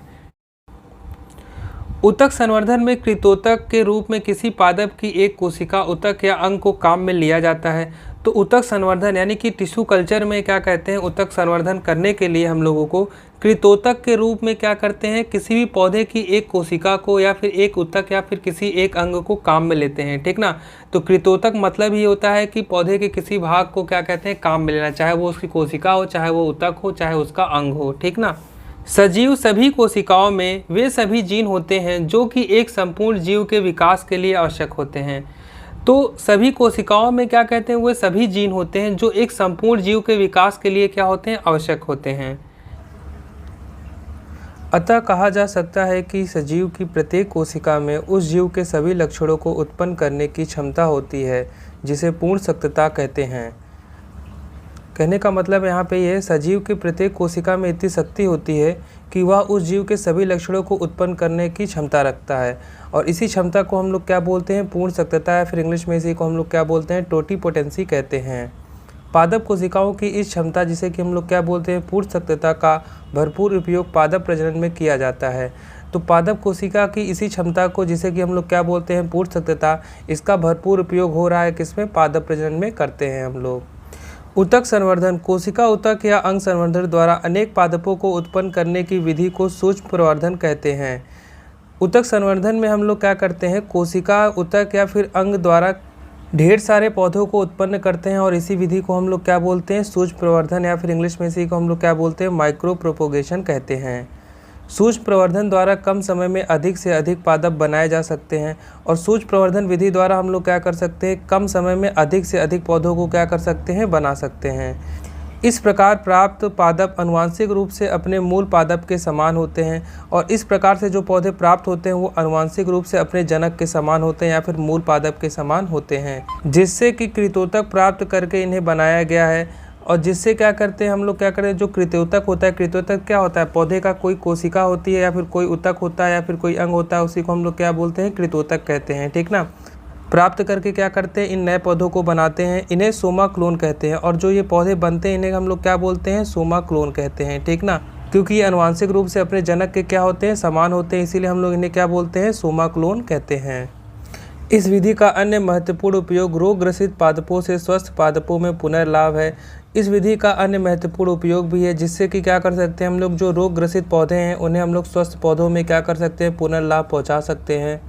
यद्यपि पादप विषाणु से संक्रमित है, परंतु विप ज्योतक शीर्ष तथा कक्षीय विषाणु से अप्रभावित रहता है।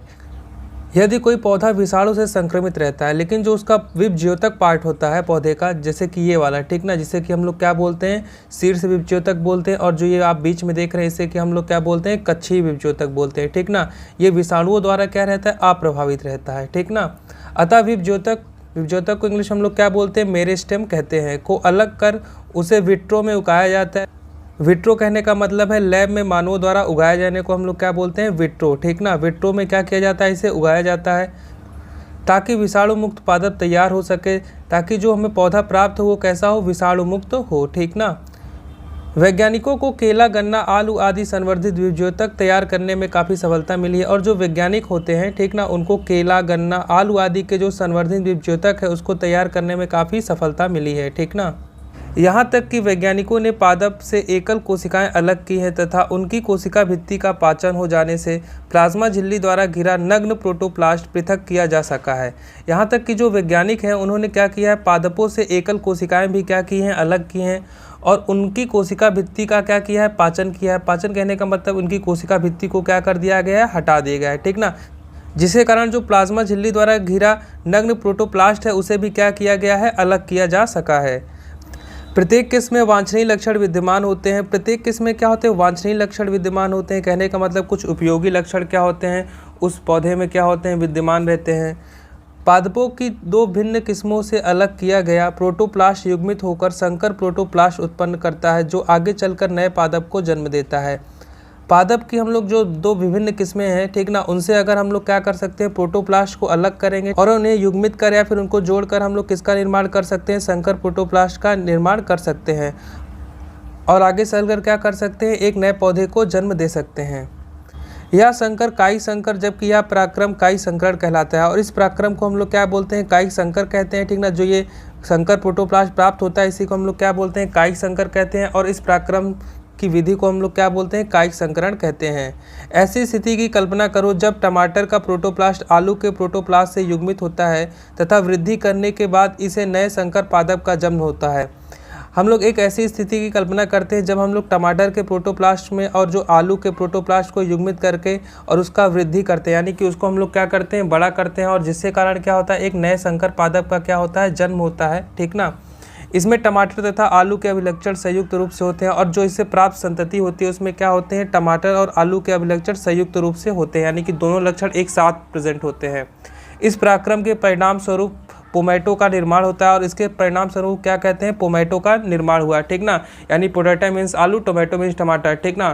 तो पोटैटो का पो लिया गया था और टोमेटो का मेटो लिया गया था। ठीक ना। तो जिसके परिणाम स्वरूप क्या मिला हमको, पोमैटो नाम की एक अलग किस्म मिली जिसमें क्या कहते हैं, टमाटर और आलू के दोनों लक्षण थे।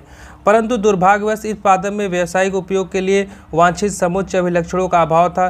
परंतु दुर्भाग्यवश इस पौधे में क्या कर सकते हैं, जो व्यावसायिक उपयोग है, यानी कि इसको हम लोग व्यावसायिक दृष्टि से इसका उपयोग नहीं कर पाए। ठीक ना। जिसके लिए क्या कहते हैं, जो वांछित समुचित अभिलक्षण के थे, ठीक ना, यानी कि जो और भी उपयोगी लक्षण थे वो हमको इस पौधे के अंदर नहीं मिल पाए या फिर इस किस्म के अंदर नहीं मिल पाए, जिसके कारण हम लोग इसका व्यावसायिक उपयोग नहीं कर सकते थे। इसी के साथ हमारा चैप्टर समाप्त होता हुआ। अगर आपको यह वीडियो पसंद आया तो वीडियो को लाइक करें और चैनल को सब्सक्राइब करें ताकि आने वाली वीडियो की नोटिफिकेशन आपसे ना मिस हो सके। अगर आपको इस चैप्टर की नोट्स चाहिए तो आप हमारी ऐप साइंस पेला को डाउनलोड कर सकते हैं, लिंक आपको डिस्क्रिप्शन बॉक्स में मिल जाएगा। तब तक हमसे जुड़े रहने के लिए धन्यवाद। आपका दिन शुभ हो।